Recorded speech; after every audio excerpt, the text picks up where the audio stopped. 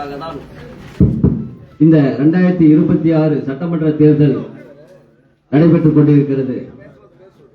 தருமபுரி மாவட்டம் பொறுத்த வரைக்கும் நம்ம எல்லாருக்குமே தெரியும், கடந்த தேர்தலில் 5 சட்டமன்றமும் தேசிய ஜனநாயக கூட்டணி கட்சியை சார்ந்த சட்டமன்ற உறுப்பினர் தான் வெற்றி பெற்றார்கள்.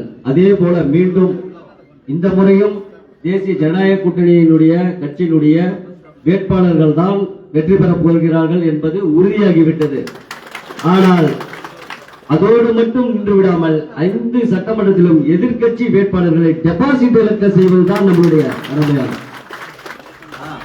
அண்ணன் அன்புமணி அவர்கள் எத்தனையோ திட்டங்களை தருமபுரி மாவட்டத்திற்கு கொண்டு வந்திருக்கிறார்கள். அந்த திட்டங்களை எல்லாம் நாம் மக்களிடையே எடுத்துச் சொல்ல வேண்டும்.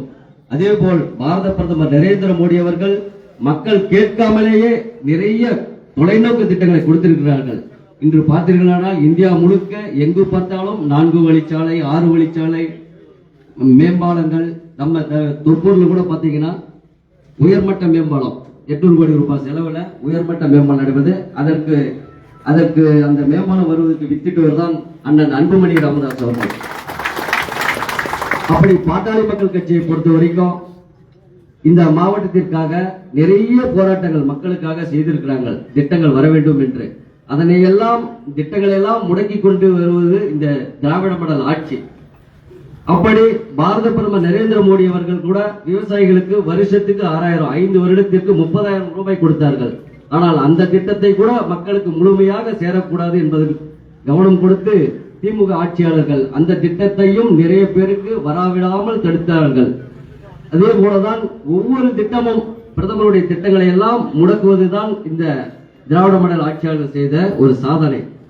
ஆனால் அவர்கள் 525க்கும் மேற்பட்ட வாக்குறுதிகள் நமக்கு கொடுத்தார்கள். அதில் 1-2 வாக்குறுதிகள் தவிர மற்ற வாக்கு எதுவுமே முழுமையாக அவர்கள் நிறைவேற்றவில்லை.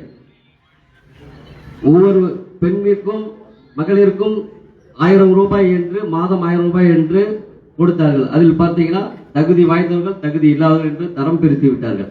அந்த தகுதி வாய்ந்த மகளிருக்கும் கூட பார்த்தீங்கன்னா முழுமையா கொடுக்கல 1000 ரூபாய். 28 மாதம் பாக்கி வச்சுட்டாங்க.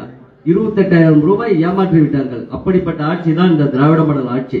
அதனால இந்த திராவிட மாடல் ஆட்சியினுடைய 5 ஆண்டு காலம் எப்படி இவர்கள் மக்களுக்கு ஒரு தீய சக்தியாக இருந்து மக்களுக்கு எந்த விதமான வாக்குறுதியும் நிறைவேற்றாமல் ஏமாற்றி ஊழல் செய்து அவர்கள் மட்டுமே எப்படி வளர்ந்தார்கள் என்பதை மக்களிடையே எடுத்து கூறி, இந்த ஆட்சி இருந்தால், திராவிட மாடல் ஆட்சி இருந்தால் நம்மளுடைய வருங்கால சந்ததிகள், நம்மளுடைய பிள்ளைகள் எதிர்காலம் பாதிக்கப்பட்டுவிடும்.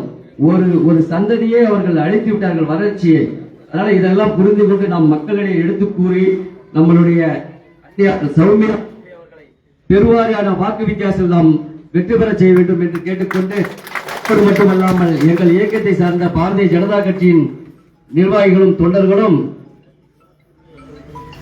அதிகப்படியான உழைப்பை கொடுத்து தருமபுரி மாவட்டத்திலே எதிர்க்கட்சி வேட்பாளர் டெபாசிட் இழக்க செய்து அந்நியார் அவர்களை வெற்றி பெற செய்வோம் என்று இந்த நேரத்தில் கூறிக்கொண்டு எனக்கு வாய்ப்பளித்தமைக்கு நன்றி கூறி விடைபெறுகிறேன். நன்றி, வணக்கம்.